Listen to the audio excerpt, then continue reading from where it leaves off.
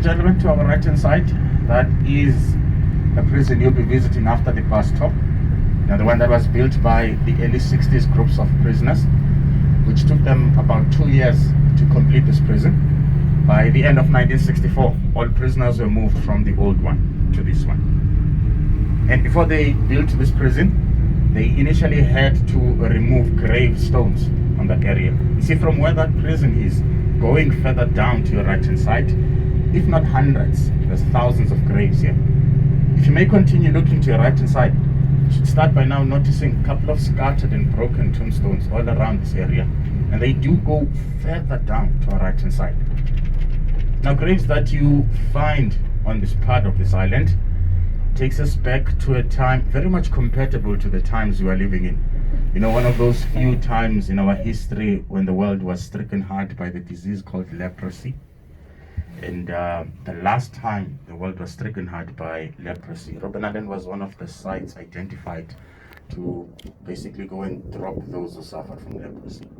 It was in fact between the years of 1846 to 1931 when those who suffered from leprosy in this part of the world were sent to this island.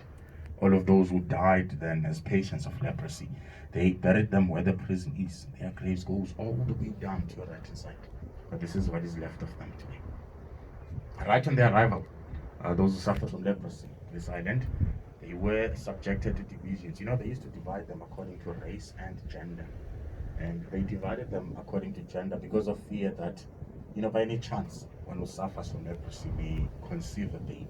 The baby might carry the disease, continuing legacy of leprosy. With those segregations, according to Robben Island's records, those who suffered from leprosy on this island did found a way of having up to 21 babies during their time here. I mean, I tell you, where there's a man, there's a way here. But an amazing discovery, you know, was made out of that. Turns out that leprosy cannot be transmitted from mother to a child during birth.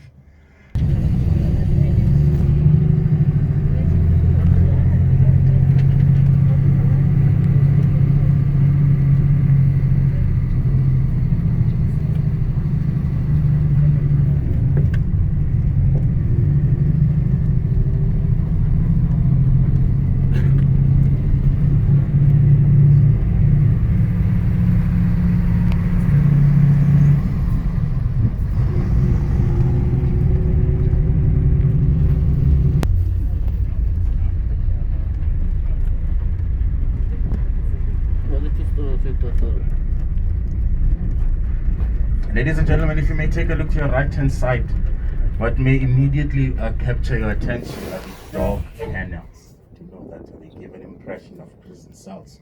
But no, those are dog kennels, actually built here in the late 1970s as a part of security enhancement, which apparently came as a necessity at the time.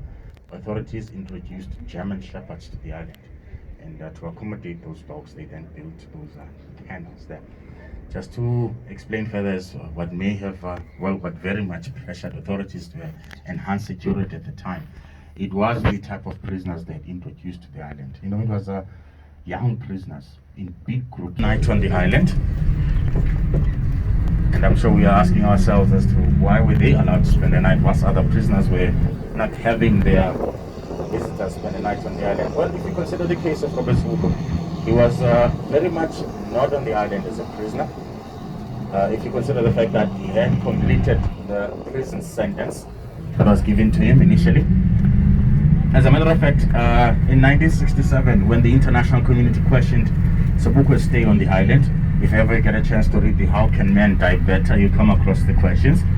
But as the initial question was, why keep a man in prison that has completed his prison sentence?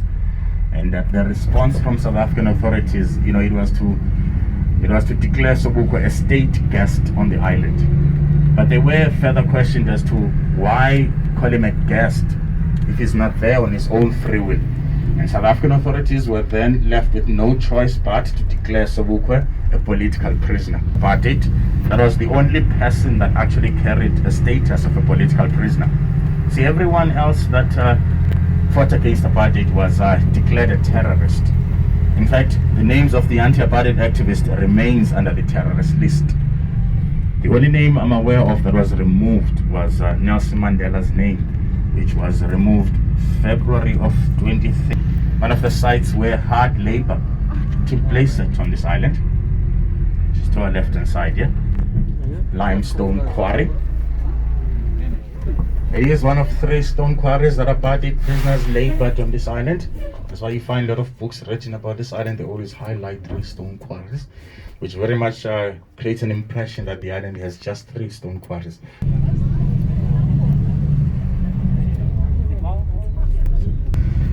However, they did arrive with some problems.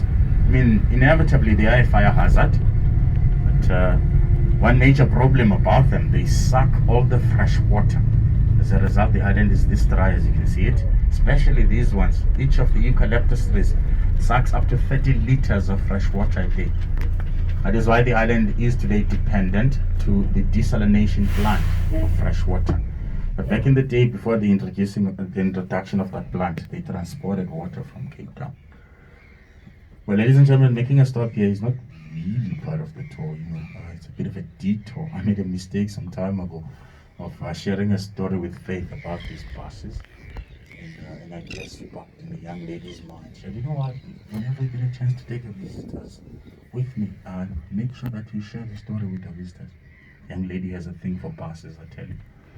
But yes, they are the old prison buses. You know, these buses took prison guards with their family members around this island. Prisoners never had a ride on these buses. In times on this island was when this building was in construction.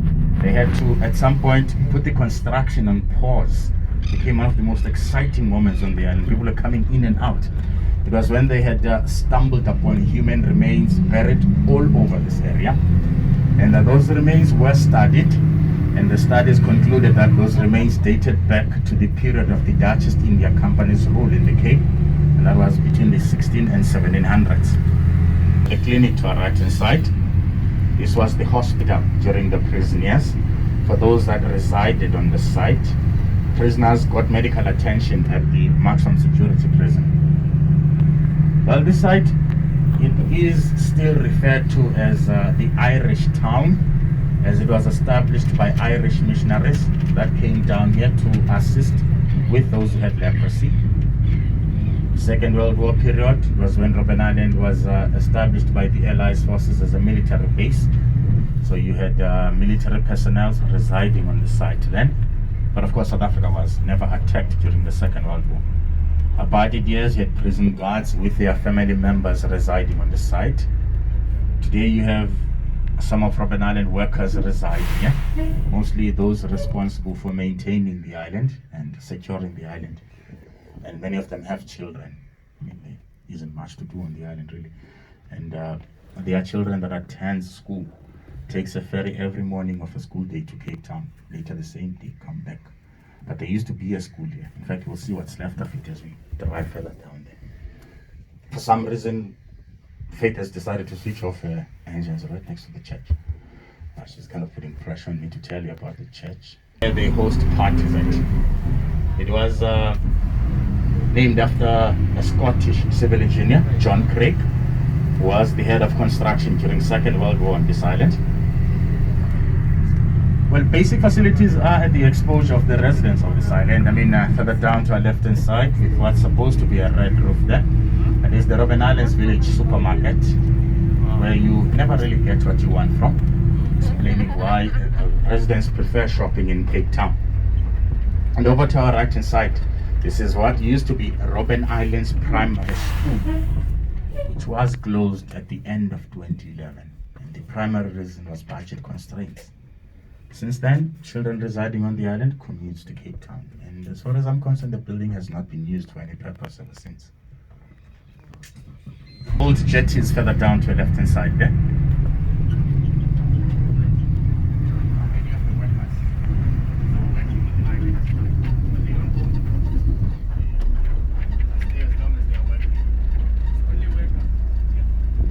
Over to our left-hand side, this red-roofed building, which for some reason many visitors of the island tend to mistaken it for a Kentucky Fried Chicken outlet. It's really not. It was actually built in 1899 as a British commissioner's house. In fact, maintenance of it still reflects the Victorian period. As you make a turn in front of us, we will be getting that amazing view of Tibamani. Those days it looks as and being on the island is actually one of the best spots to get the best of that view. I'm sure many of us like to take pictures of that view, perhaps of ourselves in that view. I mean, it's not everywhere in the world you get such a view. You don't get that in Johannesburg, I'll tell you that. So what we will do around the corner down there, we will make a stop where there might be other buses, and they've already done so. Making a stop, take a short break off the bus. Inside the building is looking nice. They do have a shop selling snacks, and they also have restrooms available on site. There is, however, a chain formulating a boundary around the site. They will remain on the internal part of that boundary. So the ocean-like birds nest in the shores, and we avoid breaking their eggs by remaining on the internal part